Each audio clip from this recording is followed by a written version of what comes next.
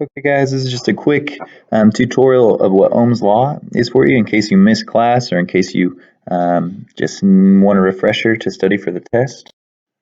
So in electronics we have volts, which is represented by the V, we have amps, which is represented by the I, and we have resistance, which is represented by the R and measured in ohms. Okay, volts measures the power of a battery or an outlet or something like that, and it's the ability of something to push electrons. Okay, it's the ability of something to push electrons.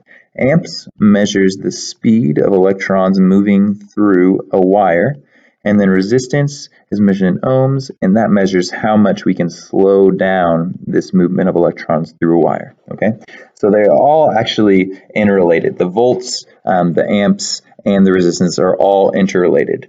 And we can see that based on this equation, V equals I times R. This equation is called Ohm's law.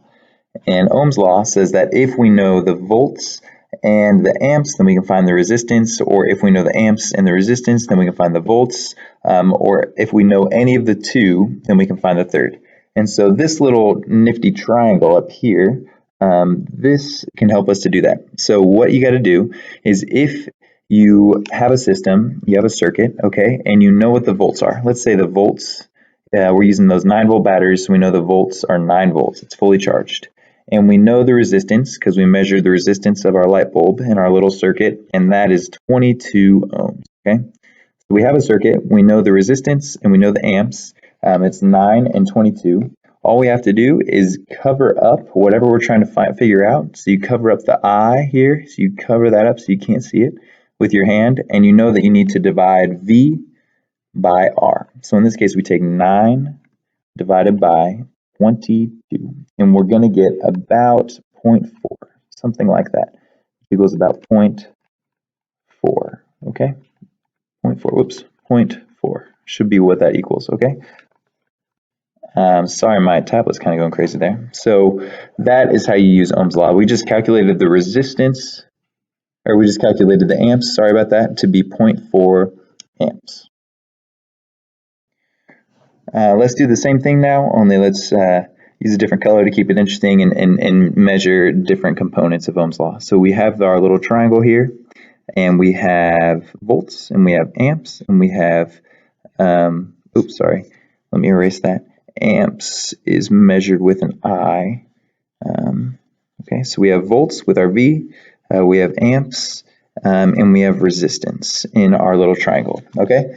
And let's say now that we're trying to find the voltage of something, okay? So we measure a little circuit, so we have our battery, and it's connected to a light here, and it connects back to the battery. And we measure the amps in this, and the amps are equal to, let's say, 0.5 amps.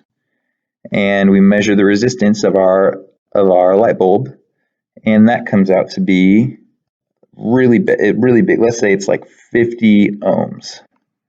50 ohms. Okay, so now we need to find volts. We need to find the V. And remember, the equation is V equals IR. That's Ohm's law. So over here in our little triangle, if this helps you, you can use it. If not, you don't have to. Cover up the V, because that's what we're trying to solve for. Cover up the V. And so you know that we have to take I times R. So 0.5 times 50 equals 25. So we know that our battery has 25 volts in this example. Okay, I hope that makes sense. I hope that helps. And if you can do this, if you can take two variables and figure out the third one is, then you'll do great. Thanks.